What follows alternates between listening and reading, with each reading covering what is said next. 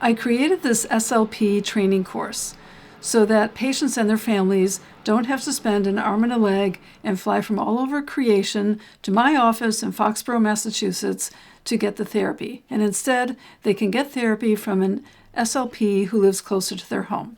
So over the years, I have trained many SLPs to learn this approach in treating EILO, not using any outdated approaches or not using any guesswork. And so let me break down for you what is exactly in this course and also how this may change how you treat EILO patients. There are 4 parts to this course.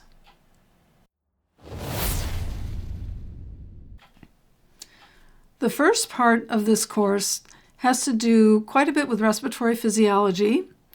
Now, I know in graduate school we didn't get any information or very little on respiratory physiology. We got more information about anatomy, but not actually on the physiology. So you'll get information on that and also on the principles of Buteyko breathing, information on dysfunctional breathing, functional breathing, hyperventilation, and CO2. You'll get information on nasal breathing versus mouth breathing.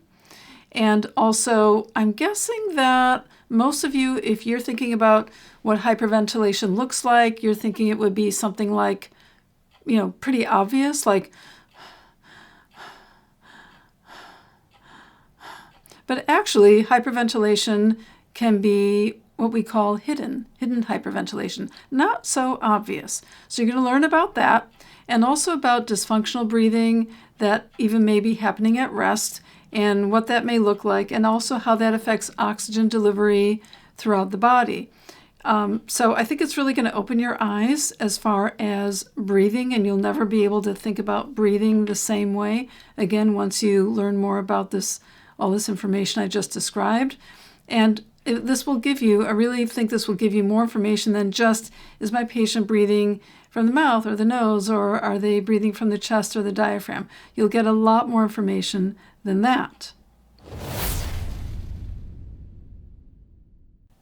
The second part of this course has to deal with clinical foundations. And by that I mean definitions, characteristics, differential diagnosis, signs and symptoms of EILO compared to signs and symptoms of exercise-induced asthma or exercise-induced bronchospasm.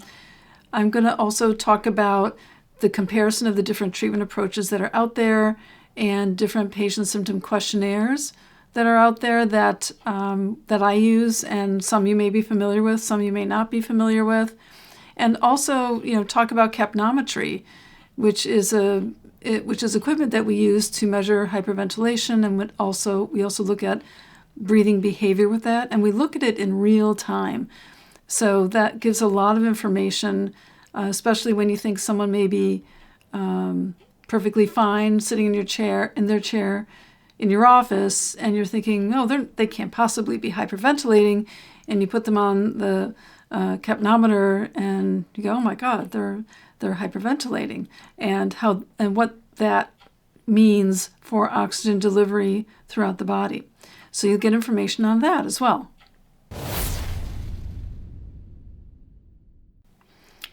In the third part of the SLP training video is the holistic EILO evaluation.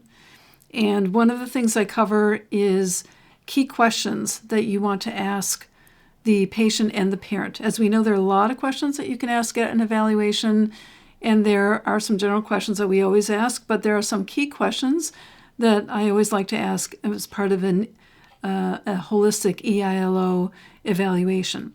And then I also talk about how you look for dysfunctional breathing as an assessment in at rest, and also in movement. And that's a big part, actually, of the evaluation section of the course that I talk about. And then I also talk about how to explain the results in an easy-to-understand terminology to the patient and to the parents, so they can understand. As you wrap it all together and you summarize everything that you did for the evaluation. You can explain it to them so they can understand. And in my opinion, there's nothing better than finishing up with an evaluation, explaining it all to them, and having the parent and the patient say, oh, that makes sense. Oh, now I get it. Oh, that's why, I feel my legs feeling heavy, or that's why, I have the numbness and tingly sensation, or that's why I feel like, I'm holding my breath, or things like that. So the information that you give to them can really be helpful in helping them understand what's going on and also what your plan is to help them.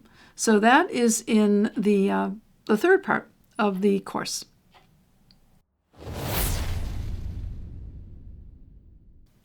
The fourth part of the course is EILO therapy, and that is a practical, holistic, systematic approach that I developed for helping EILO patients, and it's called the P.I.E. approach, P-I-E. Let me break it down for you. P stands for the physical part, and that is broken down into two main parts. One is learning a little bit more about myofascial release, and the other is learning about how to normalize the patient's breathing at rest and also in exertion, and at all levels of exertion, including some pretty intense ones like sprinting. The next part is the I, or the intellectual/cognitive part, and that is where I talk about helping the patient learn how to think about and experience the different sensations that they get with breathing and what normal breathing actually feels like at rest, and how to adapt to that feeling of being different, because it's going to feel very different. And then knowing how, okay, even though it feels a little weird, a little different, I'm not having any of those problems. And so being able to help them develop that connection. And when they do that, they really develop that sense of control and relaxation, because as we know, these EILO patients, when they have an episode, they do not feel in control at all. They feel nervous and scared and frustrated and annoyed, and they don't feel like they have any control. So when they are able to think about and experience the different sensations of their breathing and feel some sense of control, it really helps them out a lot. Also, in this section, in the intellectual/cognitive section, you would learn about my three-box philosophy, which I share with patients, and that's part of the course. And also, what are the three most important words that are in their self-empowering statements? And they all write a different statement, but there are the same three most important words in their self-empowering statement. So you'll learn what those are. And then the other part is the E part, the emotional part. And this is where I talk about helping the patient to understand the direct relationship between emotions and stress triggers and breathing, and the interplay between them, and how it affects their performance in sports and in general, whether their emotions are good, pleasant, or whether emotions are not pleasant, how that affects their breathing. So also in this video, you'll see that there are a lot of videos of patients in the evaluation section and in the therapy section. There are a lot of patient videos. There's also videos of myself demonstrating some of the techniques that I use. So to recap, this course equips SLPs with the tools they need to help EILO patients breathe better and perform better. So the next step is to go to PIEapproach.com, fill out the registration page, and start learning today.